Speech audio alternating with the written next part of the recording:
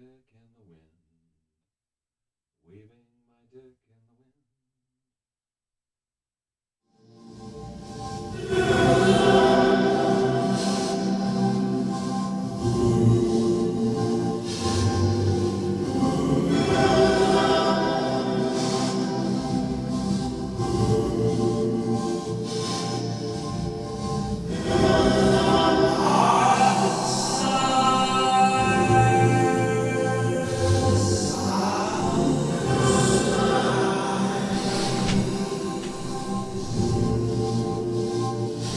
my dick in the wind.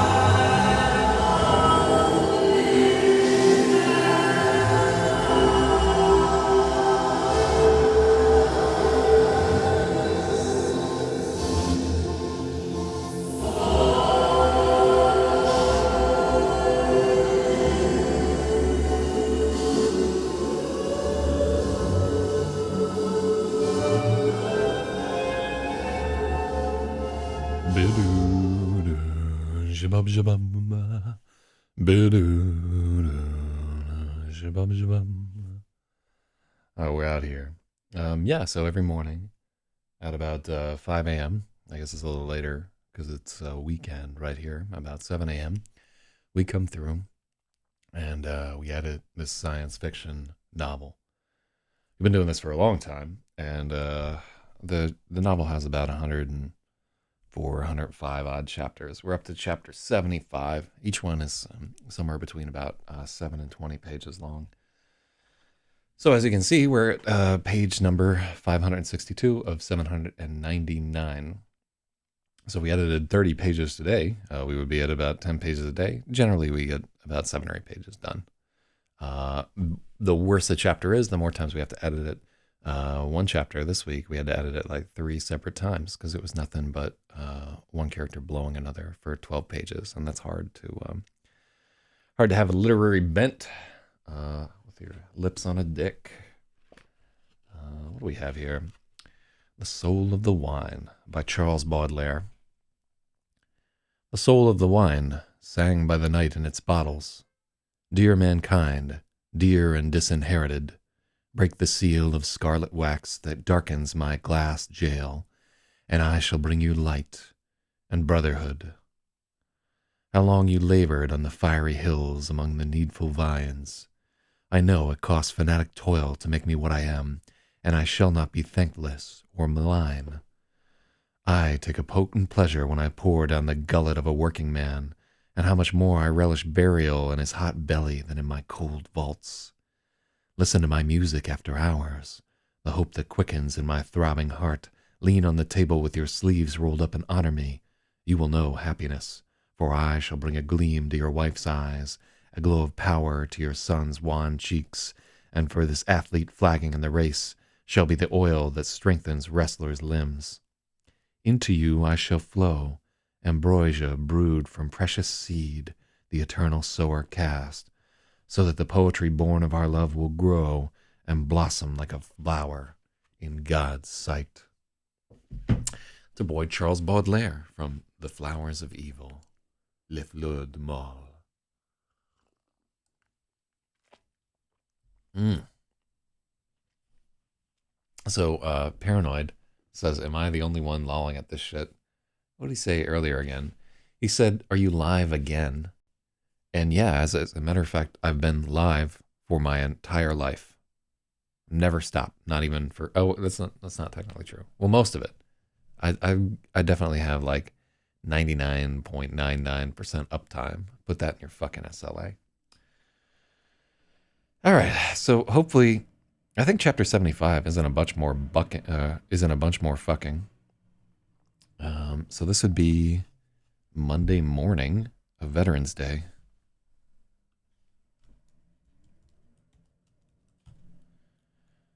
So chapter 75, Gravid by Zach ZYZ. They were bathed in sunlight. Oh, god damn it. Fucking iTunes. What do you want from me? I don't really care. Cancel. Let's turn off this thing, because I actually have this situated correctly. Hell yeah. We got the Itchy Ran in Times Square. The Rabbit Hill restaurant. I would go to Itchy Ran. Actually, no, I probably wouldn't go to Times Square. Besides that, I'm on a fucking diet. I can't do any of this. It's an old paranoid there. He's paranoid because the Indian army could break down his door at any point. Slay his ass. All right, what do we got here? They were bathed in sunlight, basking together on a beach that Freya had never seen with her own eyes. There were no clouds, just a perfect line dividing the azure of the sky from the cerulean of the gulf. The sand beneath them was white as bone, darkening to slate where the surf retreated. It was a piece of Dan.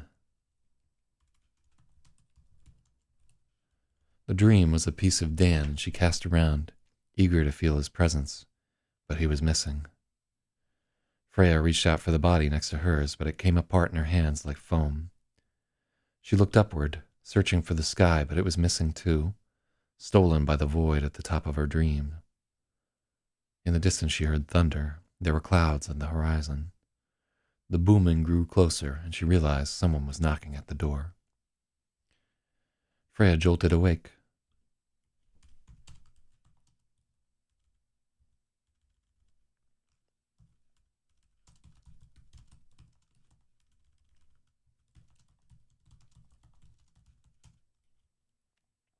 Freya jolted awake and felt Dan shifting behind her.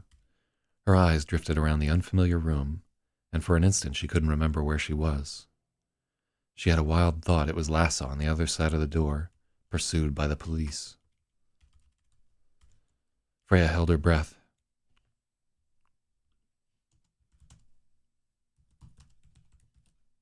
Freya held her breath for 5 knocks, holding whoever it was would go away. But the knocking went on.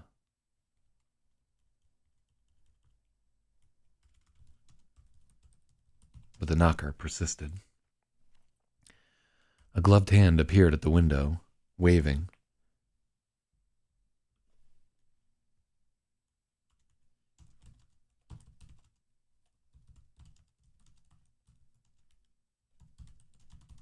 Sweeping its shadow across the room. Freya realized it was just the room service she'd ordered the night before. She'd forgotten all about it. Freya waved back before realizing they couldn't see her.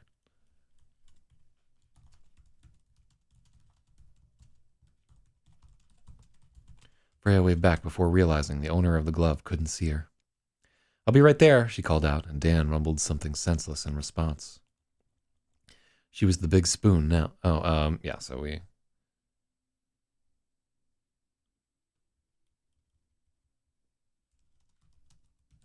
And felt Dan shifting in her arms.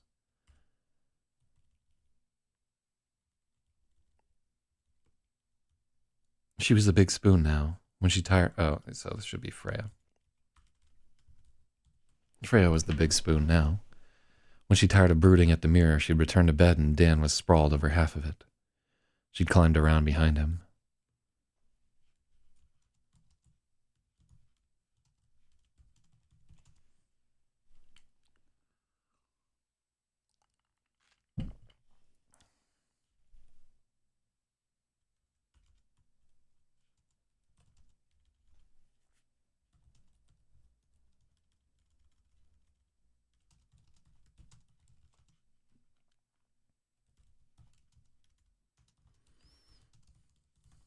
And somehow I slept through it.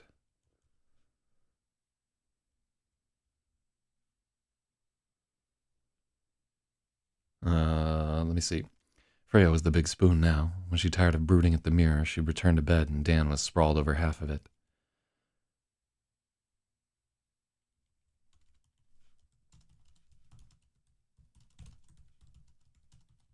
Hmm.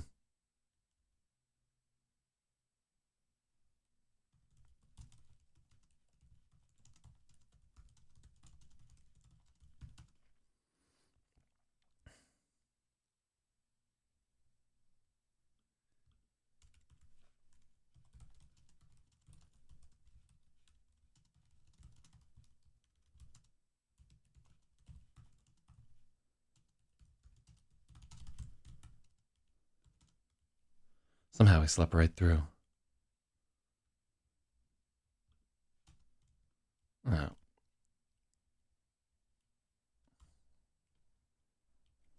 She hadn't thought she could fall back asleep, but there was something about having Dan in her arms that made it impossible to keep her eyes open. Freya threw on a bathrobe. Freya threw on a bathrobe.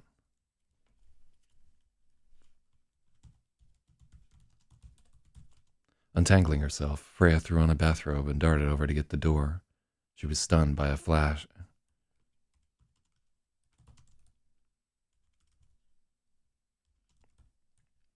She was stunned by by the blast of freezing air. It was an old man.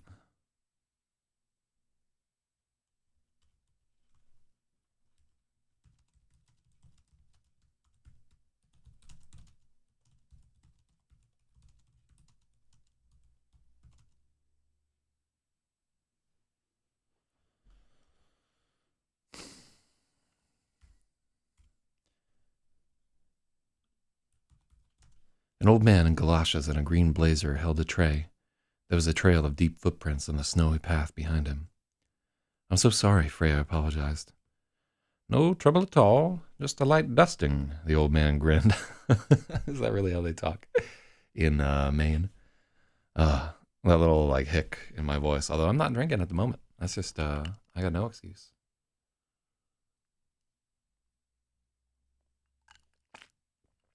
Mm. So people want this shirt. That we don't make more of these shirts because they were Streamlabs was manufacturing them, and the quality is just terrible, just awful. So I don't sell them. And they smelled like mustard when you got them. You had to wash them like 10 times, and just the printing is all like fucking pixelated and gross. I would not sell these shirts.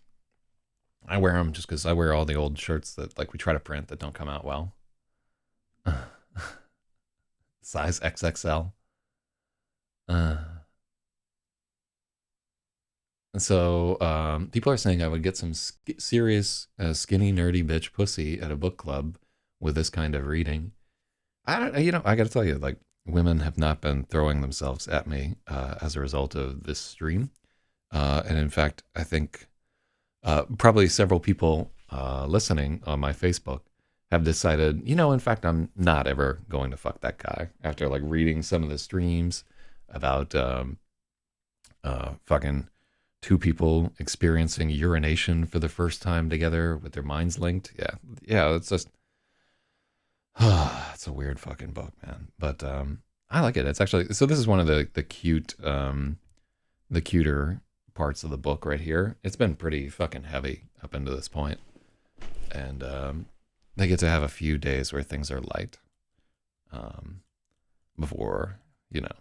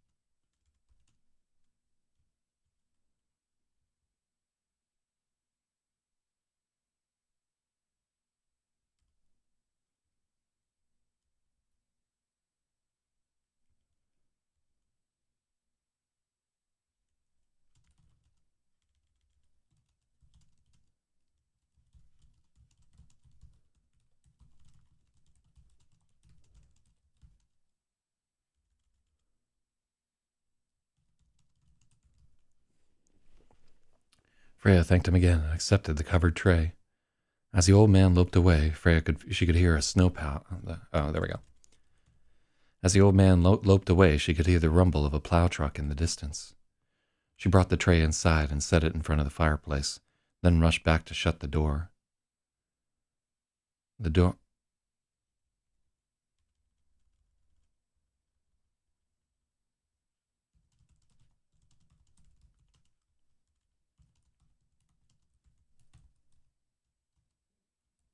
which whooshed as the woodshed. Whooshed.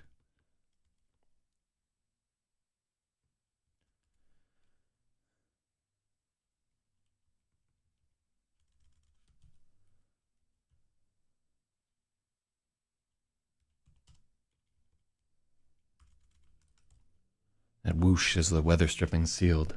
She felt like she just closed an airlock. Hell yeah. Dan was still blinking and scrubbing his eyes with the hams of his thumbs. Freya, she wanted to tell him not to do that. It was bad for his corneas, but there was no need. He would hear her thinking it later. There's so much snow, Freya exclaimed. She set the tray in front of the fire and brought Dan the other bathrobe.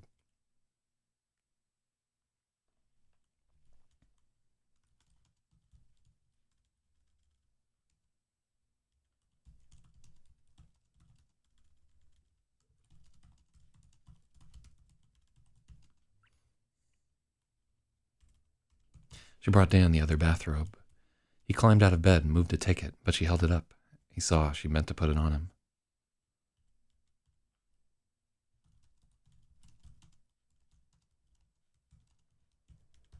But she held it up.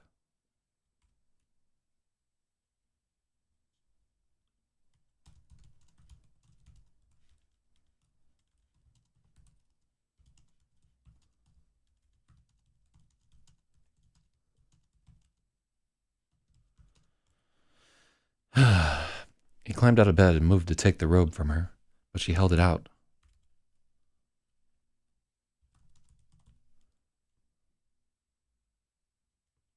Bathrobe. He climbed out of bed and moved to take the robe from her, but she held it out. She meant to put it on him. Her eyes drifted between his legs. He was hard again. Did that always happen when men woke up? Looking a little sheepish, Dan held out his arms and she slipped the bathrobe onto him. She tied the sash at front and couldn't help but slip her hand down and squeeze him through the robe. His eyebrows arched in surprise, but it was just a tease. She was too hungry to start fooling around again. They brought us breakfast, Dan said, as if he'd never considered that was possible.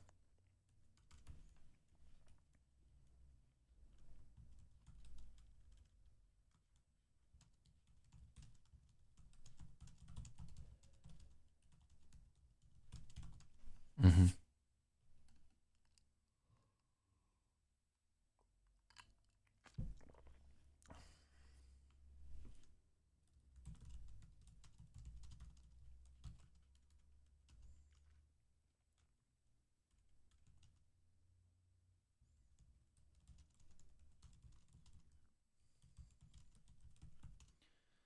Releasing.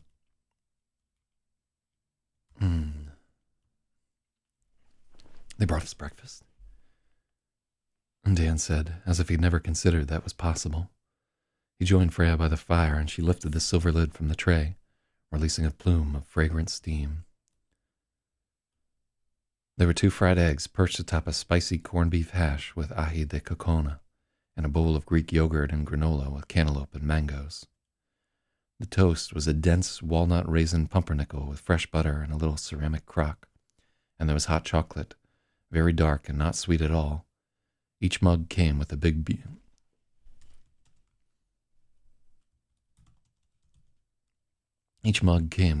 cube of marshmallow.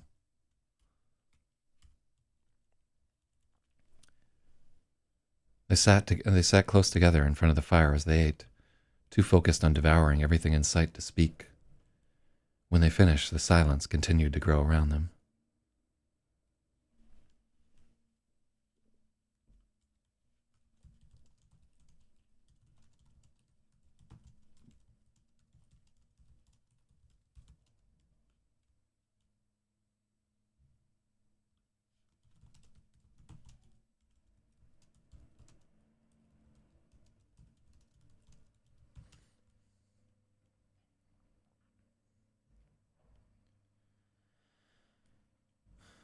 The silence grew deeper after they ate. Freya found Dan's eyes and he found hers. There were too many things unsaid between them. I don't think we need.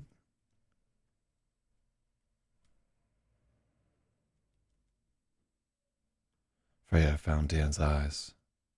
There were too many things unsaid between them, and neither knew where to begin. I wish we could run, Dan said, and Freya nodded at once. That was exactly what they needed, exertion to clear their minds. I don't think they have a gym here. Let me ask just in case, Freya.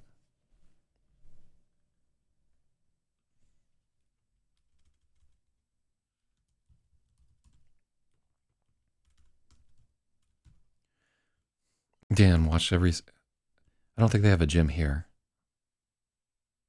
I don't think they have a gym here, but I'll ask.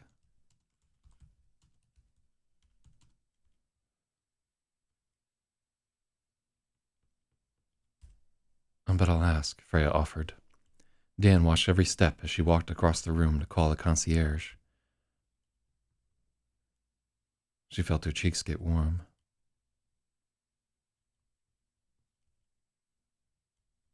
He can't take his eyes off me. The feeling hummed in her so intensely she stuttered into the phone and had to repeat herself. Okay, so some bad news. They don't have a fitness center. But if we're up for digging the car out, there's a farm near here that rents cross-country skis. Oh, I don't know.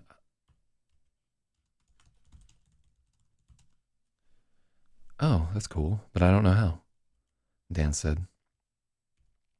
It's a perfect time to learn. Apparently, it snowed 10 inches last night.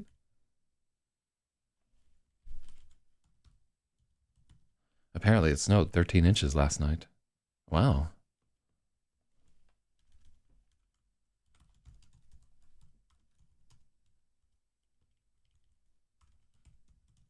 That's crazy. Is skiing as much of a workout as running, though?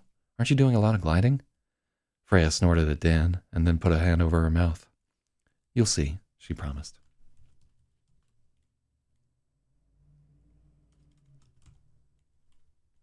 Dut. Oh, I like how peaceful it is early on like a Saturday morning. There's nobody like scrolling hate toads in the chat.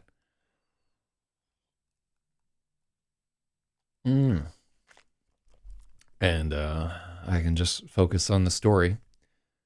As much as I enjoy like having all the people around when we're doing the editing, it is kind of nice to get back to just being me right there. So I kind of dig it.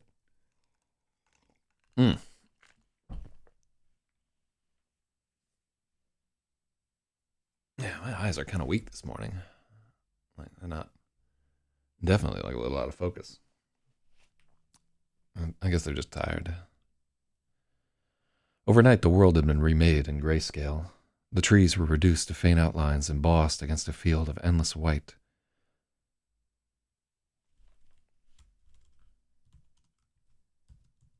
Drifting snow smoothed every contour of the landscape. Gray clouds stretched from horizon to horizon, warbling from light to dark like a wall that needed another coat of paint. Through a thin patch, Threa could make out the sun, pale and ringed by a faint corona. Shoutouts to the virus. They didn't see a drop of color until they reached Interstate 93 and joined the crimson train of brake lights that was crawling south. Ski Hearth Farm was well prepared for the skyfall. The road to the big red barn that acted as the lodge had been freshly plowed. Inside there were plenty of skis waxed and ready to go. There was a wood-burning stove blazing inside. Everyone was friendly.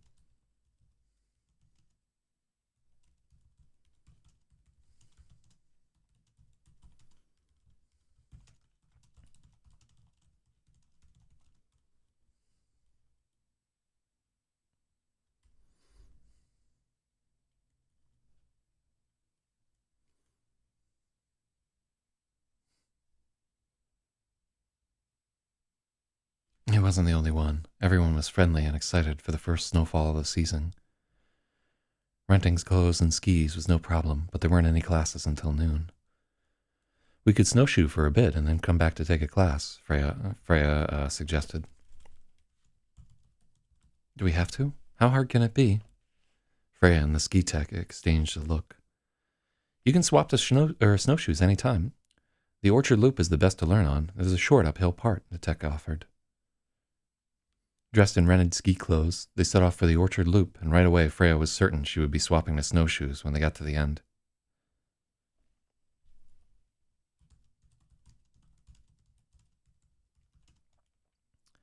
Swapping to snowshoes when they finished their first loop. There were so many spots where her body knew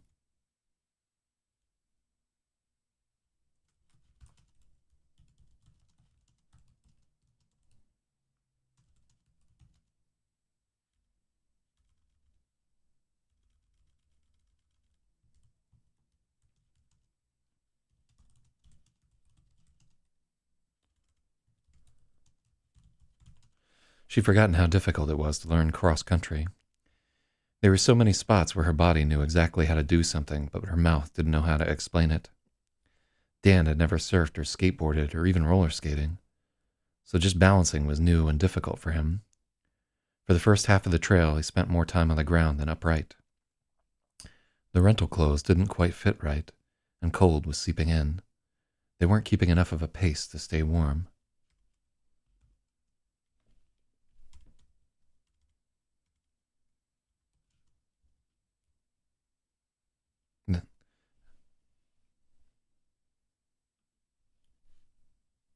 Mm-hmm.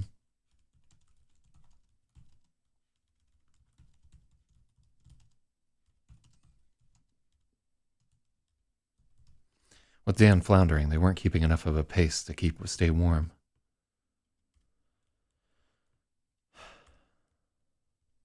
Enough of a pace.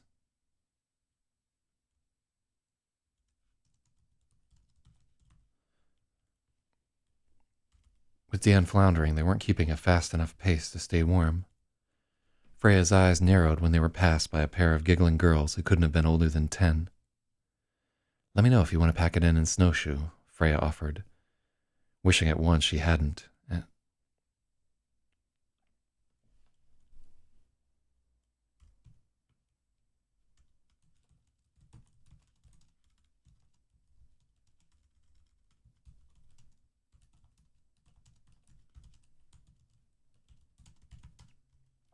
Dan winced, and Freya wished she hadn't suggested it.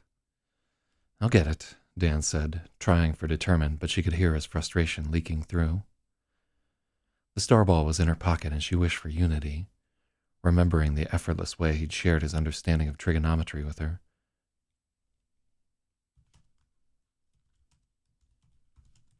It didn't come.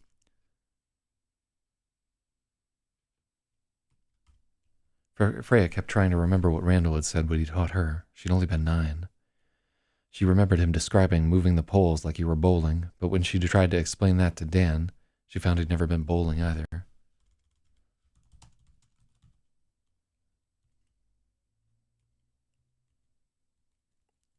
Dan tried to bottle his irritation, but she knew him well enough to read the sharp intake of air through his nose, the slight pause before he rose from the snow. They reached the uphill portion, and Freya tried to teach Dan the herringbone.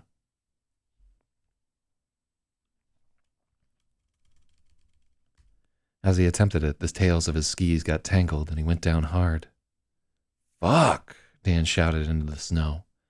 For a moment, there was a terrible danger that she was going to start to laugh. She had to fight to swallow it down. His gloves were scrambling at the bindings of his skis. His gloves were scrambling at his bindings, like he wanted to tear his skis off and...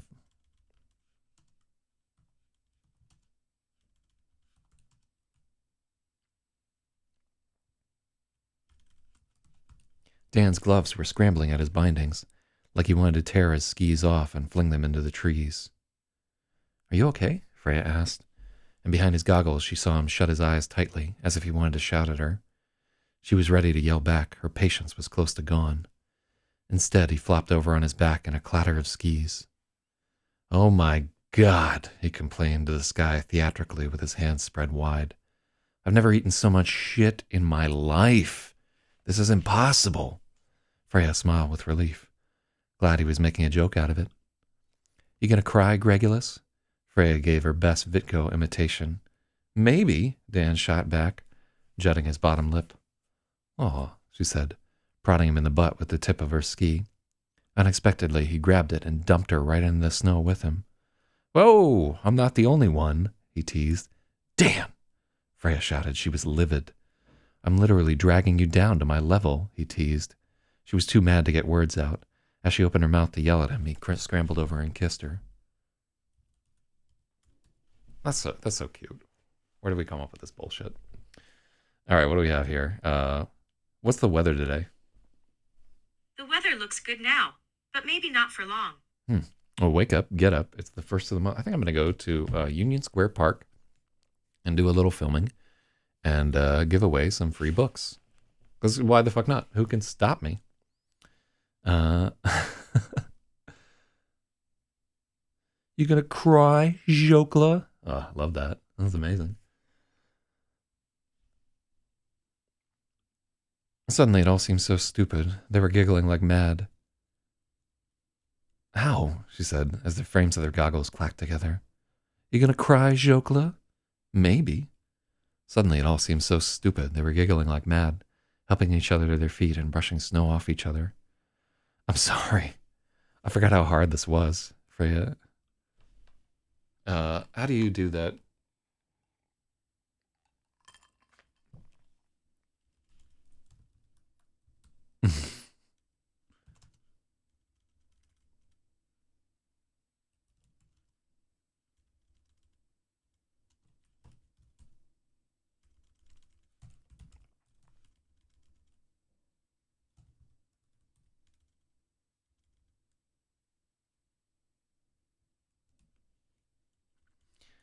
I'm sorry. I forgot how hard this was, Freya said.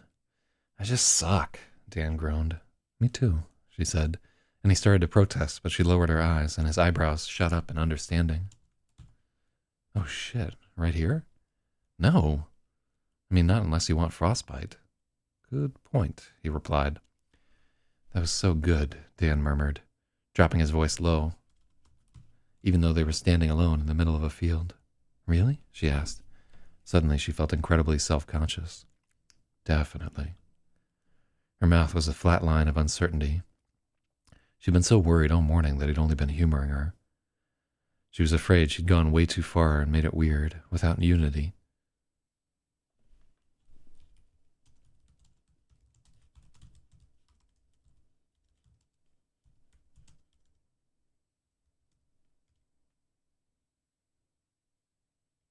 She felt like she'd gone too far and made it weird, without the unity she couldn't know for sure. I'm so lucky to have you, Dan said. The words have you ran in her ears, rising as tall as the trees around her. She was searching for some jokey reply, but she abandoned it. She pulled up her goggles and he did the same. They stared into each other's eyes until the wind made them water. They made it back to the beginning of the loop and she noticed him glancing back at the parking lot. A little relieved, she told him they could go back if he liked, but he shook his head. I'm just getting the hang of this. Come on, let's go, he protested. He really wasn't, but she swallowed her reply and nodded. It wasn't until they were halfway through the Indian River Loop they could finally move faster than a walking pace. The clouds were breaking up overhead and shafts of sunlight were sweeping across the field. Through them the sky was a brilliant blue. They could see Mount Lafayette and South Twin Mountain to the south. North of them the farms sloped up and the trails ran through wooded hills. By the end of the loop they were actually keeping enough of a pace that she couldn't dwell on her thoughts. She was really starting to enjoy herself. Freya was starting to really... there we go. By the end of the loop, they were actually keeping enough of a pace that Freya couldn't dwell on her thoughts. She was starting to really enjoy herself. I'm getting it, Dan exclaimed, and she grinned at him, remembering how he'd been ready to hurl his skis a half an hour ago. She was wondering if they should return, but there was something restless in them, a tension that needed to be run out.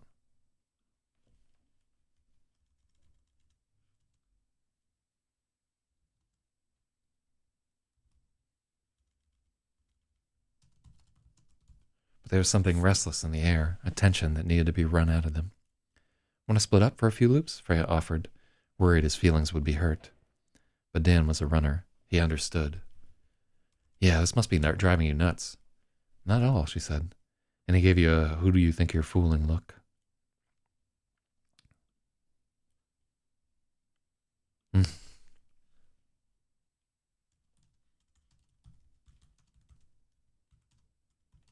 And he gave her a dubious look.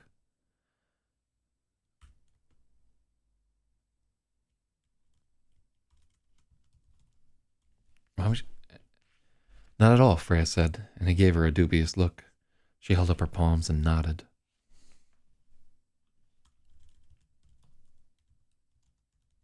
She held up her gloved palms and nodded. Why was she bothering to sugarcoat anything? You'd feel it all later. Catch me if you can, she said, and he smiled. He couldn't.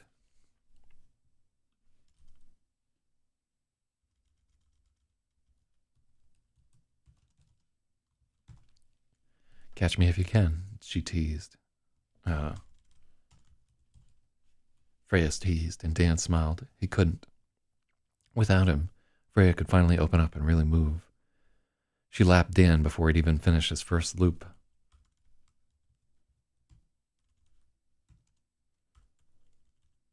Resisting the urge to heckle as she shot past. As hopeless as he looked now, when he got decent, she would be the one lagging behind. He was just so much taller and stronger. The thought made her push harder, and she built into a smooth, gliding rhythm, climbing the ladder through the stages of pain until there was nothing but the sound of snow underfoot and the air whipping past, clear and resonant. She passed Dan again. His stride was improving. She glanced back, and for a moment, she thought he was so lost in his old world. Oh.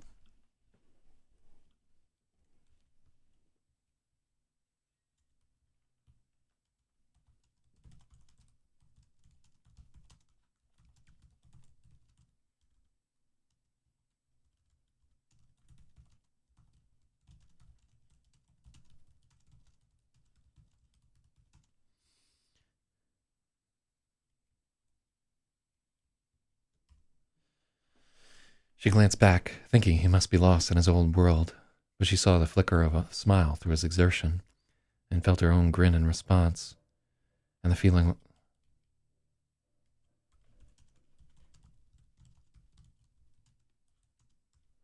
lingered as she skied forward, a slow awareness that they were sharing more than a smile. Their heartbeats had linked. It was the prelude to unity. In her pocket, she could feel welcome warmth of the starball at work.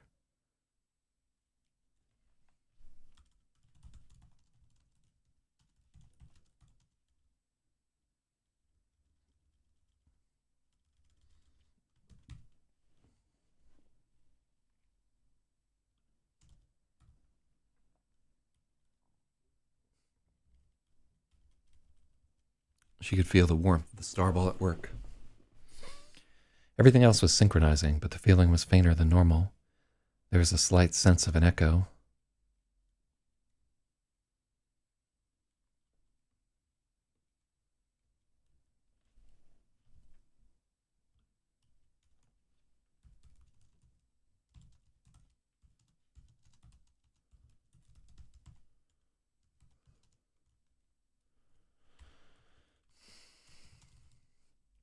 Each of them felt a pang of fear that unity was weakening. But then they remembered the fragile link they'd felt the night where they were in separate houses.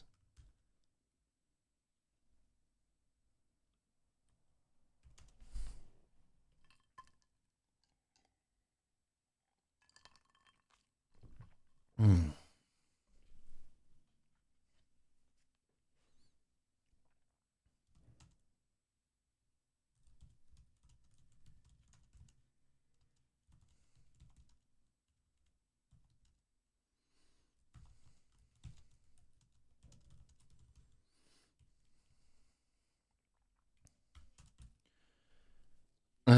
So here.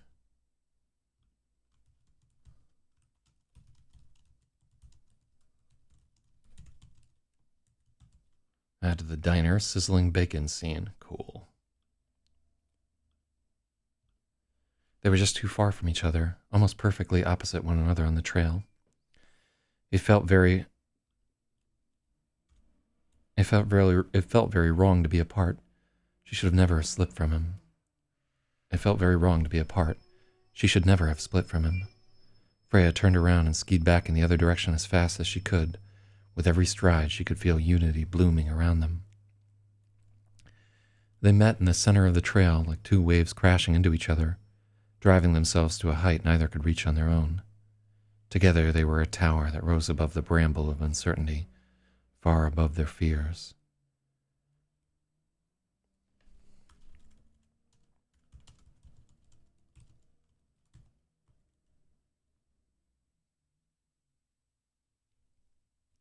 Freya and Dan clung to each other as the world fled and time grew narrow. There was nothing but them, no time but now. I missed you, they thought independently, and there was a pang of inadequacy.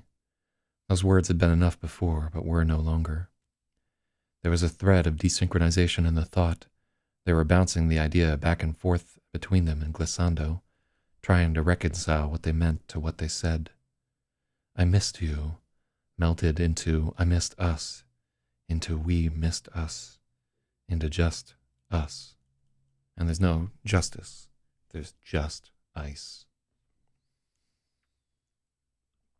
On the cold trail, they felt a deeper unity than ever before, and they were radiant with it.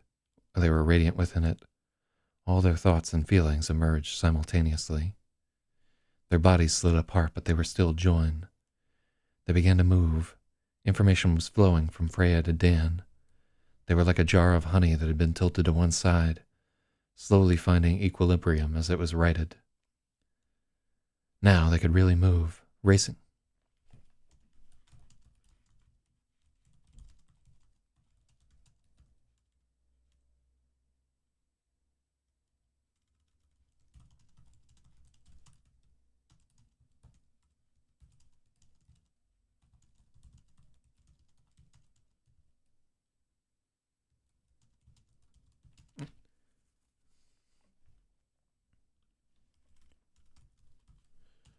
Freya taught Dan how to ski as easily as if she were handing him a glass of water. Now they could really move, racing together as easily as if they were two legs of the same body. Freya felt a sailfish pang of theft. It had taken her years to get to this level, and he was gaining it effortlessly. But that was a low thought, and they were so high. It could not survive. But that was a low thought, and they were so high. It could not survive at this altitude. There was no competition between them, no thieving.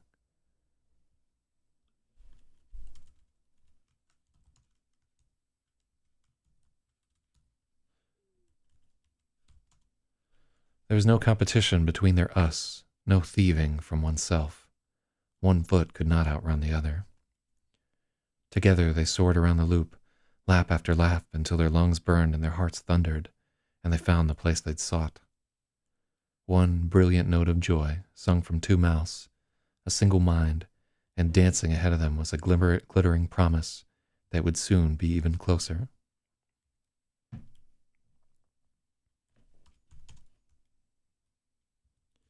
At the end of the loop came the cadence. The sun broke free of the clouds and bathed them in blinding light as their heavy breathing began its diminuendo. They shut their eyes and soared together. They didn't need to see, didn't need anything but each other. They were alive.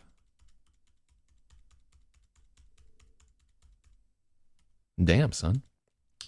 All right, so what happens here? Chapter needs heavy editing. Okay. Well, how far do we go?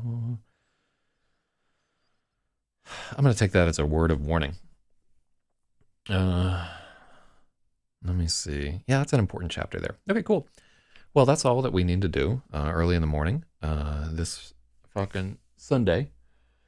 I'm just still tired from the show. So yeah, I want to thank a couple of people for joining up and reading through that chapter. Felt like we made a little bit of swift progress there. Yeah, I guess my goal for today is I want to go out, maybe go to like Union Square Park, shoot some stock footage for the show, Um, just like have a good time for a little bit. And yeah, I hope you guys also have a good time. Never get high on your own supply. Keep the hood in your heart, all the things that you're meant to do. Good luck, y'all. Penis bomb.